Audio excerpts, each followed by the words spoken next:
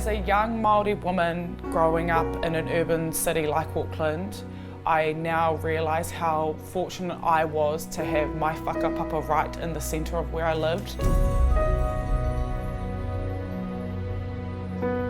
For a lot of Māori, they migrate to the cities for the jobs, and sometimes they can lose connection with where they're from. And for me to have that connection, that I go to the airport, literally it's a blink and you miss it type of place where my marae is, and it's somewhere where I grew up fondly with my dad.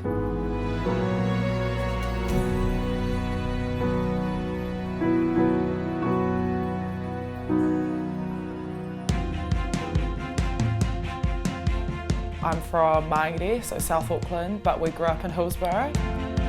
Still live there, been there ever since, so I've got an older brother and an older sister, but generally at home was just my brother and I. A lot of fighting, a lot of bickering, like any, brother-sister duo. We were sporty kids. I originally started playing soccer in those really small fields. So small that I could toe hack it as a goalie into the other goal at the other end, and then once the field got full size I was like, nah, this girl does not want to play soccer and have to run.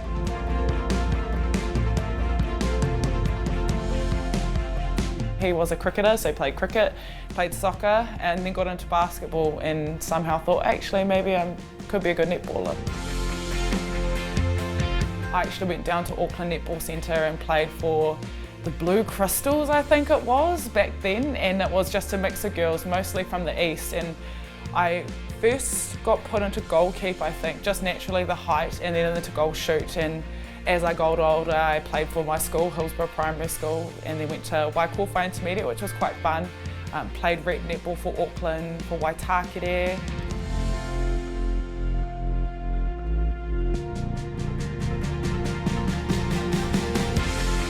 Going to Megs, I started at year 9 and we had a netball academy, and what I reflect now on is that the things that we learnt in that year 9 and year 10 academy, what we thought were basic, were some stuff that I knew girls were learning in ANZ, which is crazy enough. And I was fortunate enough to play against some amazing people like the likes of Holly Fowler, Ericana Pedersen, Jamie Lee Price. I could name so many ANZ players. I think what I had learnt there, that I was good at netball. I was tall, I was strong. I wasn't fit, definitely didn't find that fitness until I came to ANZ, but it gave me that exposure, being a part of a winning culture, learning things that were well above my years.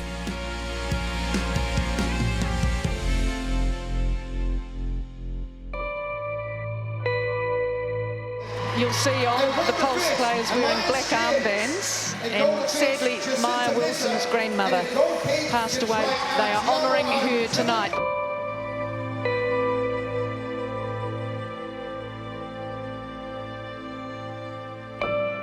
"2016 was a year with so many highs, but some of the massive lows. I remember coming off that game, running to my mum and actually just bawling my eyes out. That was really tough.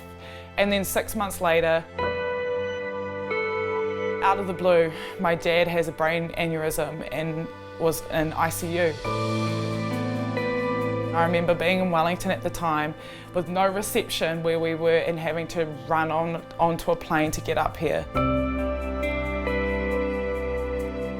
Dad was a really influential part of my life, and I was really close with him, so to lose him so unexpectedly in the midst of playing my first year in the ANZ Championships, which was at the time, I had debuted for the Silver Ferns by then, but I had just lost 2 key people in my life at that point, and it's now, I remember thinking, like, why me?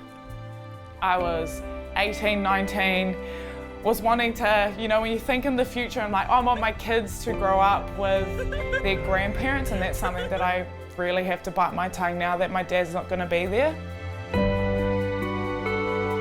Everything that goes on around a tugging, you have so many people that are around you for about 3 days, you feel all the love and you're still grieving, and then you go to this point where everyone leaves and you're just sitting there in your own thoughts.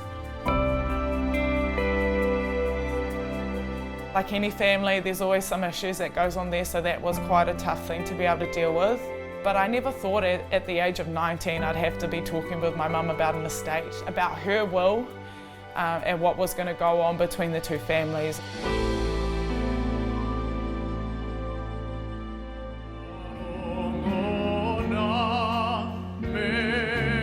My fondest memory of having all my family was the first Silver Ferns game where I wore the dress, and I remember having a few tears in my eyes trying to hold back during the anthem, and I looked into the crowd and I saw my mum, I saw my dad, I saw my brother, heaps of other whānau and my partner and his family, and I just remember thinking, this is what I have worked so hard for.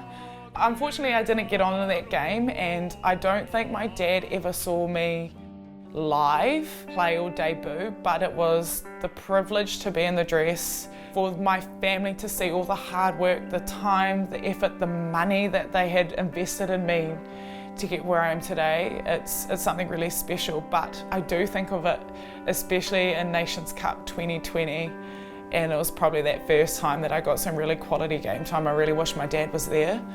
My family had flown halfway across the world to see me play, and he was just the missing piece, so grateful, but yeah, that little bit of felt like I had something missing.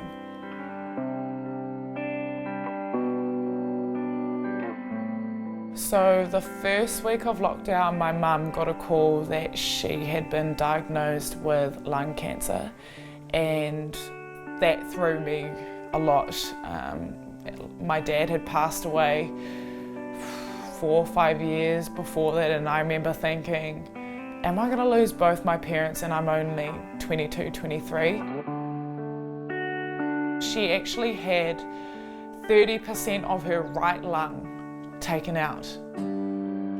Watching her in hospital in absolute agony, I really struggled with that. So I ended up moving in with my mum probably for 2 or 3 months to look after her, and that meant that I had to be really on the ball. I was still having to play at that point. We were playing games out at Auckland Netball Centre and juggling my time of, I was organising her pills, I was making sure she was eating. At some times in training I had to take a step back and be like, guys, I'm just not fully here, like I've got some stuff going on. It was a really tough time where I just felt like I was being pulled in so many directions. My main priority was looking after mum, family had to come first.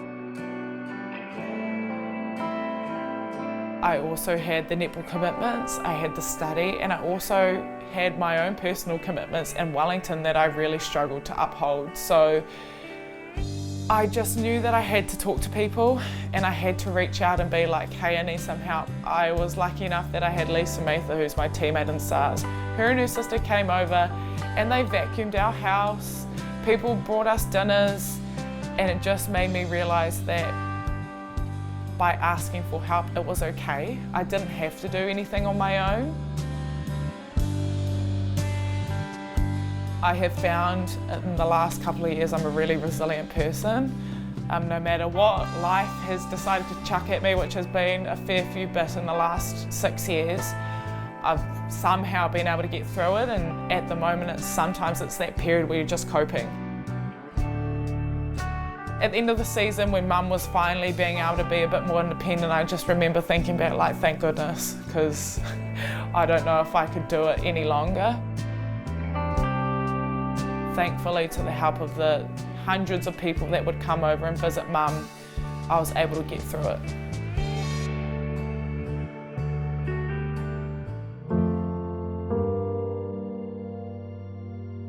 Somehow my life seems to be like a roller coaster. Netball can be up, but the personal life is definitely crashing low.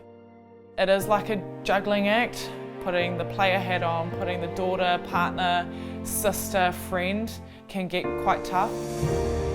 But I'm grateful that I get to live my dream job that not many people can say, and what I'd hope my dad would say was that he's really proud. In all honesty, he wasn't a man of many words, but I can imagine him just crying seeing his daughter live out her dream and be able to stand proud in who she is. I think the specialty that I have is that I carry him wherever I go, and so to have the Wilson name on my back in a Silver Ferns dress is really important. yeah, I'm just glad that I've been able to push through.